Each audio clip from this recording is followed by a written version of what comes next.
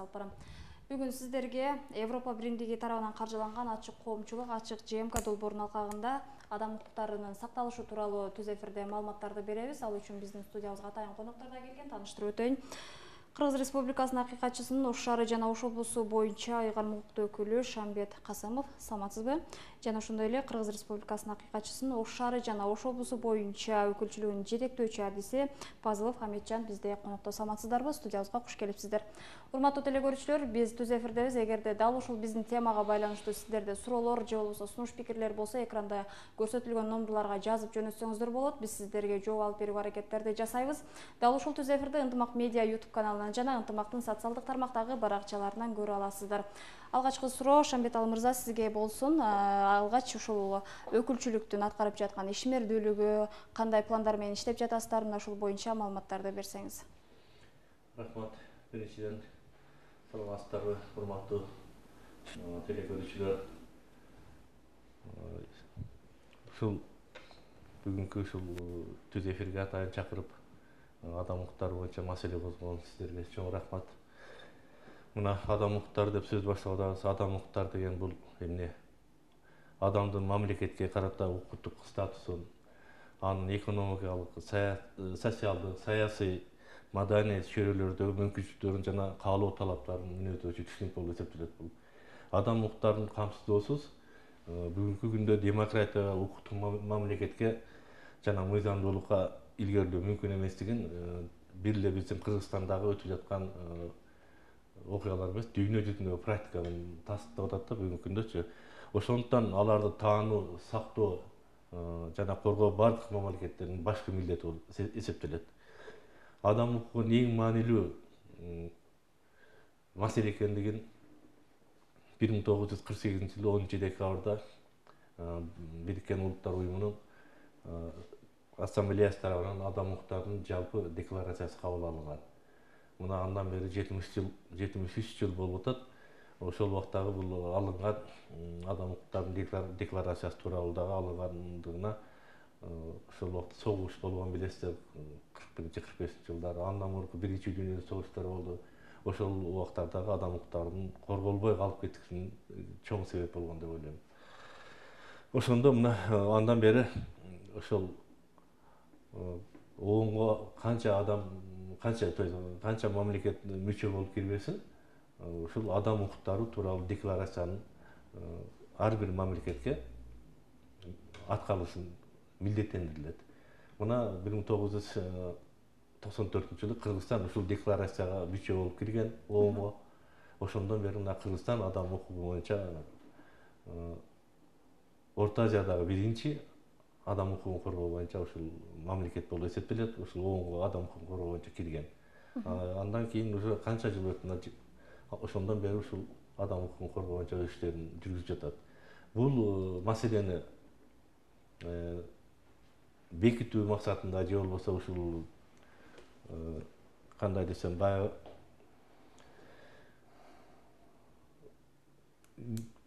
кандай ушул адам укуктарын атайын ушул коргой турган мамлекет экендигин тастыктоо максатында дейли. Мына 2002 жылы 31 июлунда Кыргыз Республикасынын омбудсмени деген мыйзам кабыл алынган, Кыргыз Республикасынын омбудсмени тууралуу. Мына ошондон бери атайын адам укугун коргоочу атайын мамлекеттик орган катары Кыргыз Республикасынын омбудсмени болуп эсептелет. Бул омбудсмендин мыйзамына ылайык 2003-жылы 2-февралдагы референдумда кабыл алынып, референдумда Кыргыз Республикасынын омбудсмендин ишмердүүлүгү Кыргыз Республикасынын конституциясы аркылуу бекитилген. Бул ал убакта 108 статья болуп калган. Мына ошондон бери бул мамлекеттик орган конституциянын негизинде жана Кыргыз Республикасынын акыйкатчы тууралуу мыйзам негизинде бүгүнкү күндө иш алып барууда. Рахмат. Бул темага кайра кайтып келебиз. Эми Амитжан мырза, айтсаңыз, сизге жеке жарандардын кайрылуусу кандай? Мисалы, укуктары бузулган жарандар кайрылабы, аларга кандай кеңештерди бересиздер, кандай маалыматтарды бересиздер же болбосо? Биз азыркы убакта бизге көбүнчө ушу соттордун үстүнөн, ички иштер органдарынын үстүнөн, анан жергиликтүү бийликтин үстүнөн арыз келип түшүп турат. ошолордон бүт баарын биз өзүбүз кабыл алып, жазуу жүзүндө болсо арызын алып, ошол аркылуу биз иш алып барабыз. Арыз эми кайсыл органдарга тиешелүү болсо, ошо тиешелүү органдар менен биз иш алып барабыз. Азыркы учурда бизге ошол быйылкы жылы февраль айынан бери Актет деген бир организациядан бизге 2 юрист беришкен. Ал ошол меморандум негизинде 2 жылга келишим негизинде иштеп атат.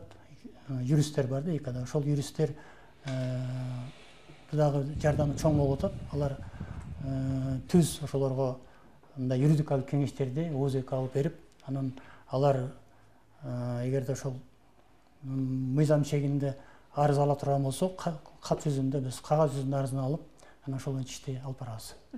Көбүнчө кайсы маселелер боюнча сиздерге кайрылат? Эми көбүнчө мисалы баягы милициялардын үстүнөн биздин ишибизди жакшы тергебей атат, жакшы карабай атат, же болбосо баягы адамдарды баягы кармаганда уруп коюп, кыйноо фактысы деп ошондой болот. Соттордун үстүнөн болсо бизде мындай неправильный, туура эмес өкүм чыгарып койду деп бир жагы айтса, а бир жагы туура өкүм чыгарды деп айтат. Жергиликтүү немелер мамлекеттик органдарда мисалы жер маселеси боюнча көп кайрылышат. Ушу мындай жер алдым эле, анан бул кишиге да токтом чыгарып коюптур, мага да токтом чыгарып коюптур. Ошондон сот аркылуу ушундай биз сотко катышып бергиле, мынчадан бери мындай болуп атат, ошонун үстүнөн көп кайрылышат да. Рахмат. Мисалы биздин өлкөдө ушул укук боюнча көп темалар чыгып турат, көптөгөн маалыматтар чыгып турат да. Башка өлкөлөргө салыштырмалуу биздин өлкөдө укуктардын сакталышы жеке жарандардын кандай деңгээлде да азыркы учурда? Мен азыр эле айтып өтүп кеттим. 1994-жылы Орто Азия чөлкөмүндө Кыргызстан биринчи ушул ООНго мүчө болуп, адам укуктары тууралуу декларацияда көрсөтүлгөн адам укуктарын сактоого милдеттенгендер. Мына ушунун өзү эле айтып турат. Мына бүгүнкү күндө бул Кыргызстанда деп айтсам туура болот. Кыргызстанда адам укуктарын коргоо боюнча иш чаралар башкаларга караганда жогору турат десем жаңылышпасам керек. Эми ошол убакта мен башка мамлекеттерди башка тарткым келбейт, но бүгүнкү күндө Кыргызстан ушу Орто Азия мамлекетинде демократиялык мамлекет аралча деп бекер айтылбайт. Ушунун баардыгы ошо демократиялык принцип. Жана башында айтып өтпөдүмбү? Кайдан чыгат бул адам укуктарын коргоонун негизинен келип чыгат деп. Ошол менимче ошол жетиштүү деп ойлойм. Ал эми адам укуктарын коргоо боюнча азыр эле коллегам айтып өткөндөй, вот туура көптөгөн арыздар абдан көп. Ошол убакта социалдык маселелер абдан көп. Мен пенсия албай атам, же болбосо балдарыма пенсия албай атабыз. Андан башка льготтор берилбей атат деген сыяктуу маселелер абдан көп. Алардын баардыгын колдон келишинче өзүбүздүн мыйзамга ылайыктуу, өзүбүзгө берилген ыйгарым укуктун негизинде ошолор баардыгын чечүүгө аракет жасап, көп маселелерди мындай чечкен немелер көп, окуялар көп чынын айтсам. Маселен, кайсыл аймактан, мисалы түштүк аймагын алып карасак, кайсыл райондордон, региондордон жарандар көбүрөөк кайрылат дагы, алар жогоруда сиз айтып аткан маселеден башка дагы кандай маселелерге муктаж болушат? Алар кандай учурда мисалы ошол укуктарынын тебеленгенине күбө болуп калышат да? Сиздер кандай ойлойсуздар? Бул бүгүнкү күндө мисалы түштүк регион боюнча мен эми айта албайм. Муну бар Ош шаары жана Ош областы боюнча биз иш алып баргандыктан адам укуктары боюнча түшкөн арыздардын көпчүлүгү Ош шаарынан болуп эсептелет. Андан кийинки орунда Кара Суу району болуп эсептелет. Андан кийин өзгө Ноокат, Аравандар болуп эсептелет. Алардын көпчүлүгү да азыр бүгүнкү күндө ушул азыркы эле айтып өткөн маселелер камтыйт. Андан башка өзүңүздөр көрүп атасыздар, мына балдар укуктары боюнча көп маселелер чыгып атат. Утур эле тиги жерде тигиндей болуптур, бул жерде мындай болуптур, балдардын укугу бузулуптур деген маселелер чыгат. Ошолор боюнча көп иш алып барабыз негизинен. негизинен ал жака эле неме кылгым келбейт. Бардык эле адам укуктарына тиешелүү нерселер боюнча бардык маселелер боюнча иш алып барабыз. Рахмат. Ал эми ушул укук бузуулардын алдын алуу үчүн, аларды болтурбоо үчүн кандай иш аракеттерди же болбосо кандай түшүндүрүү иштерин жүргүзүп турасыздарбы сиздер? Шаарда, региондордо болсо. Шаарда мисалы мына жыйналыштарга барып, айыл өкмөттөргө барып түшүндүрүү иштерин жүргүзөбүз. Андан кийин ички иштер органында дагы мындай жолугуп калабыз, ошондо дагы түшүндүрүү иштерин жүргүзүп, ошолор менен иш алып барабыз, адам укуктарын бузбоо боюнча. Жогоруда сиз айтып атпайсызбы, ушул укук коргоо органдарынын үстүнөн дагы түшүп калат депчи, мисалы жакшы тергебей атат деген сыяктуу депчи. Чын эле ошол учурда ошол жөнөкөй жарандардын укуктары тебеленип калышы мүмкүнбү? Ушундай окуялар болгонбу сиздерде, ушу иш тажрыйбаңыздарда? Азырынча бизде ындай жок. Баягы азыркы өзүңүздөр көрүп атпайсыздар, ал бүт бардык техникалар бар. Бүт бардыгы ошол баягы айыпкер деп бирөөнү кармаганда бүт бардыгын тергөөчү болобу, оперативный кызматкерлери болобу, бүт бардыгы баягы тастыктап, видеого тартышып, эч кандай баягы укук. Аларды азыр уже акыркы убактарда ондай болбой калды, баягы кыйноо фактысы аз болуп калды да. Тартып баягы доказательство менен уже биз текшерип көргөндө ошол бизге көрсөтүп атат да, мына биз кармаганда мындай кылдык, тергөө жүргүзгөндө мындай кылдык, мына адвокаты турду мына жерде, адвокаттын негизинде биз суракты жүргүздүк, саат мынчадан мынчага чейин сурак кылдык. Баягы ошо мыйзам чегинде гана иш алып барып калышты азыр акыркы убактардачы. Бирок ошого карабастан кээ түшүнбөгөндөр да бар да, бизде мындай кылып койду, андай кылып мынча кармап койду, убактысында мындай тергебей атат, тезинен тергебейби дегенде мыйзам боюнча алар өзүнүн мыйзамы бар да, убактысы бар дегеним, баягы мына убакытта тергелиш керек, мына убакытта материал соткозуш керек, соткозгондон кийин сотто дагы өзүнүн убактысы бар да, мына убакытта сот өзүнүн баягы белгиленген убактысында баягы карап өтүш керек да. Кээ бир убактарда ол ошондой болбой калат, себеби баягы же болбосо айыпкер, же болбосо тиги арызданып аткан убагында сотко келбей, баягы сот мындай созулуп кеткен убактар болот да. Ошол убактарды көбү арызданышат соттун убагынан. Менин немесин убагында карабай атат деп. Эми бизге Ош шаар эмес, биздин Ош областынан эмес, Ош шаар Ош областынан эмес, тиги башка республикалардан дагы жарандар кайрылып турат. Алар кандай маселе менен кайрылышат? Эми ар түрдүү маселе менен кайрылат. Мен дейт ушундай тууганым бул жерде жашайт эле, анан паспортун жоготуп жиберди, же болбосо тиги соту болуп атат, ошого катыш бергиле. Мисалы Өзбекстан жарандары биздин Кыргызстанда келип баягы бир кылмыш кылып түшүп калышы мүмкүн да. Аларды эми баягы кылмыш болгон жерде соттойт да. Ошон сотуна катыш бергиле деп, ар түрдүү ошол немелер менен кайрылып турушат. Рахмат. Кошумча алып кетсеңиз болот. Андан башка мындай бүгүнкү күндө абдан бир актуалдуу маселе да бул. Мисалы, коңшулаш Өзбек Республикасына Кыргызстан келин алган бар, уул үйлөгөн, ошондой сыяктуу маселе бизде азыр деле болуп атат да, эч кандай границага карабай, эч кандай мамлекеттикке карабай. Аны эч ким тыя албайт чынында. Эми ошолор баягы мисалы Өзбекстандан бизге келин болуп түшүп калса, или ошол бала болсо да ошол кээде ушу паспорт ала албай, балдар чоңоюп атат, паспорт ала албайт, күйлү ала албагандар көп кайрылат чынындачы. Өзбекстанга жөнөтсөк, ошол убакта паспортсузго биз текшерип же болбосо мындай мониторинг кылып барып эмне болду, эмне үчүн мындай болуп атат десек, Өзбекстандан запроско эме жооп келбейт деген сыяктуу маселе, чечилбеген маселелер бар. Ушундай маселе бар. Рахмат. Бизде жарандардан дагы суроо келип атат, аларга өтсөк. Шамбеталы мырза укук тууралуу мектеп программасындагы сабактарды күчөтүүгө болобу дейт. Абдан жакшы. Сунуш десем деле болот, суроо эмес. Болот, эмне үчүн болбойт? Мына бүгүнкү күндө мен муну айтып динге каршы чыгып аткан жокмун. Диний маселелер тууралуу, мисалы, мектептерге программаларды киргизгенге аракет кылып атышат. Ушулардын ордуна бир укуктук программаларды киргизсе, же укуктануу болсун дейли, мектептегидей программа кылып ошондой киргизсе абдан жакшы болмок. Негизи ушул жакта сиздер бир сунуштарды берип көрдүңүздөрбү, министрликкеби? Убагында мен кайсы жыл экен, 16-17 жыл ошондо бергем мындай сунушту. Биз борбордук аппарат аркылуу өзүбүздүн Кыргыз Республикасынын омбудсмени аркылуу ушундай сунуш бердик эле. эч ким эч кандай жооп берген жок. Андан бери 5-6 жыл өтүп кетти. Ал уже каралбай калды го. Бирок жакшы нерсе айтты, бул дагы колдоого алына турган экен, бул жөнүндө дагы козгойм го. Урматтуу теле көрүүчүлөр, эскерте кетсек, биз бүгүн Европа биримдиги тарабынан каржыланган ачык коомчулук, ачык ЖМК долбоорунун алкагында адам укуктарынын сакталышы тууралуу сөз кылып жатабыз. Эгерде сизде суроолор болсо, экранда көрсөтүлгөн номерлорго жазып жөнөтсөңүз болот. Биз маегибизди улантабыз. Шамбеталы мырза, айтсаңыз, акыркы убактарда ошол өлкөдө бир канча окуялар дагы орун алып атат. Айтайын дегеним, бул Баткен облусундагы окуя боюнча дагы массалык маалымат каражаттарында чыгып атат. Маселен, ал жердеги адам укуктары дагы бузулган деген сыяктуу. Буга сиздин көз карашыңыз кандай? Чынында эле адам укуктары бузулганбы? Ошол жакта кандай эгер болсо? Рахмат. Бул суроо эми Баткен окуясы боюнча бул жерде адам укуктары эле эмес, мамлекеттин укугу деле бузулду, чынын айтыш керек. Баягы тынч турган элге эле баягы куралдарды, согушта колдонулчу куралдарды биздин тынч жаткан элге колдонуп атпайбы. Бул жерде адам укуктарынын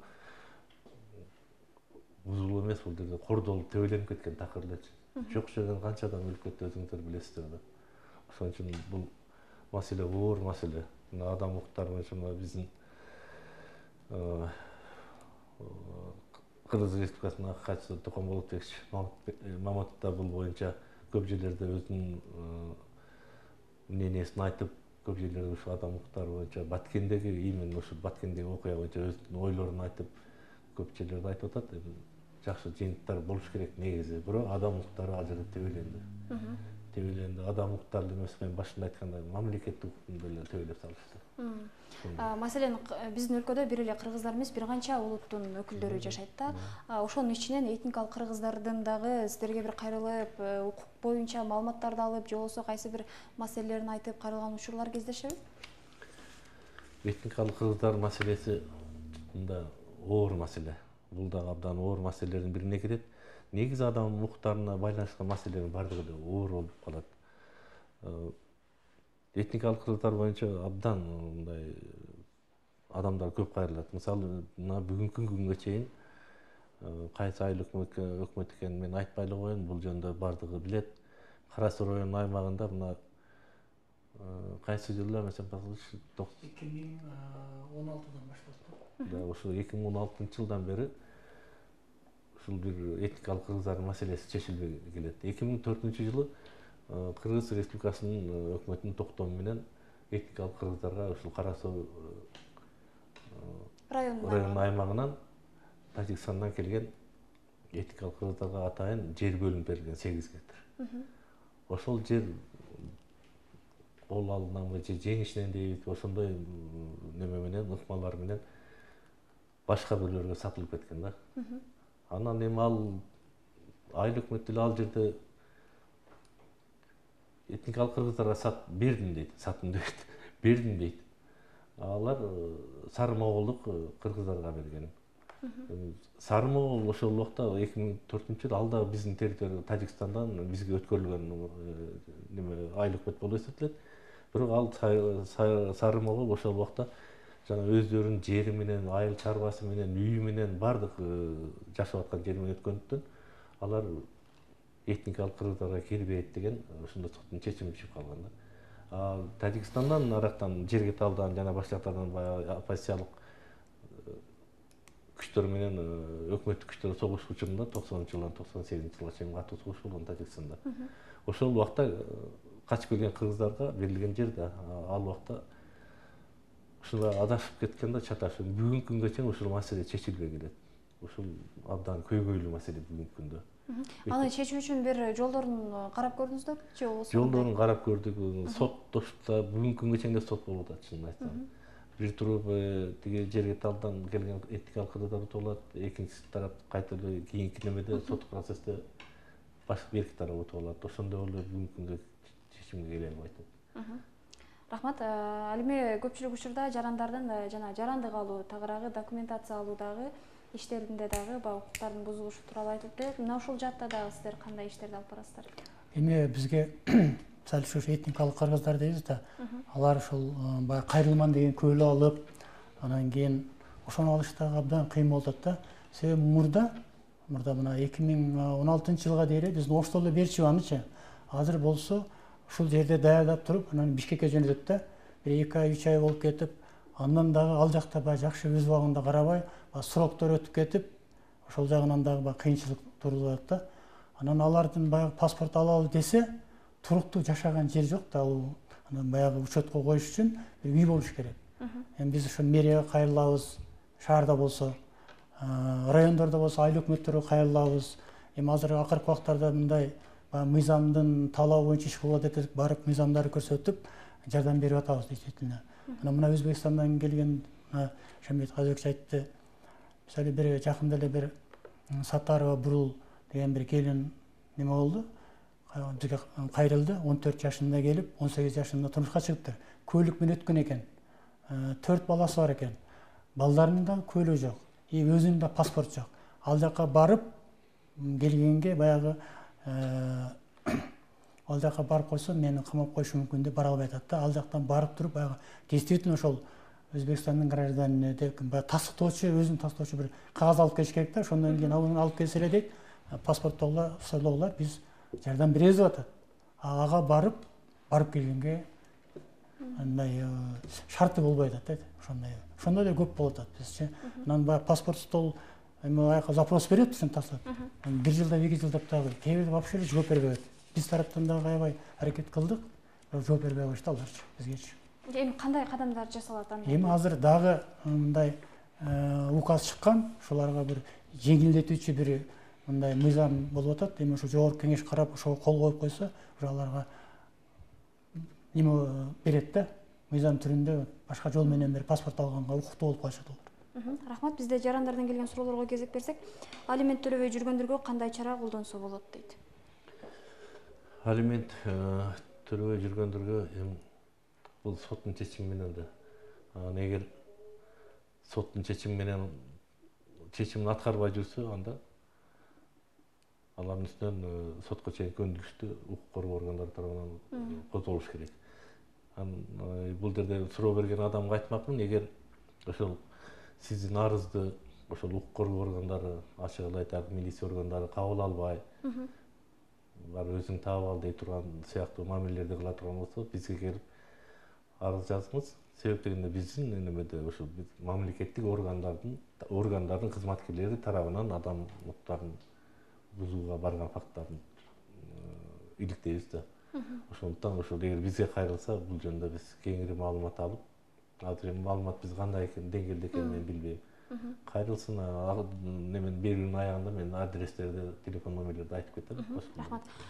Сиздер атайын сабактарда өтсөңүздөр болобу? Мисалы, мугалимдин, дарыгердин, окуучулардын укуктарын кимдер коргойт? Себеби алар ушул үчөөнүн арасында көп маселелер жаралат дейт. Туура.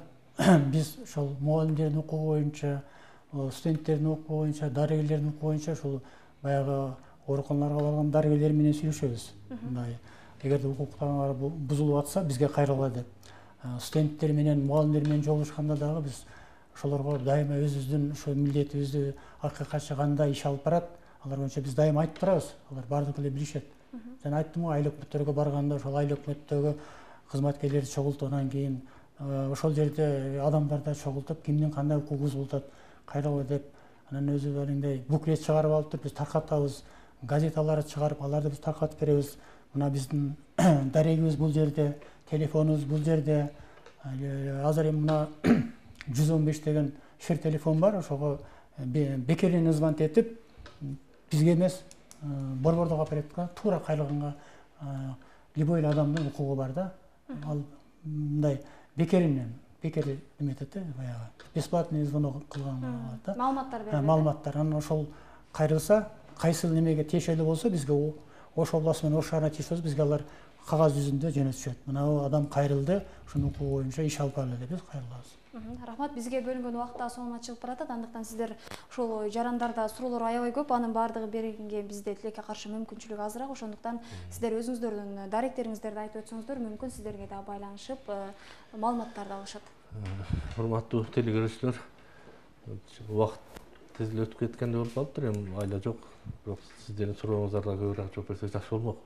Ошондой болсо дагы мен өзүмдүн адресимди айтып кетейин. Биздин акыйкатчынын, Кыргыз Республикасынын акыйкатчынын Ош шаары жана Ош областы боюнча өкүлчүлүгүнүн адреси Ош шаары, Курманжандатка 126, телефондор 48254, 48255, 48256.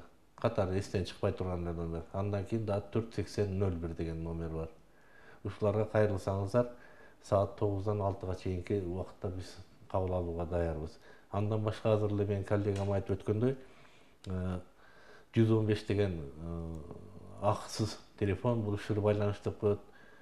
115 телефонго звонок кылсаңыздар, сиз бизге жетпеген же болбосо бизге келе албаган жарандар болсо алыс райондордон 115-ге звонок этип, менде ушундай проблема болуп атат, жардам сурайм десе, бизге сразу звонок кылат, и биз колдон келишинче жардамды беребиз.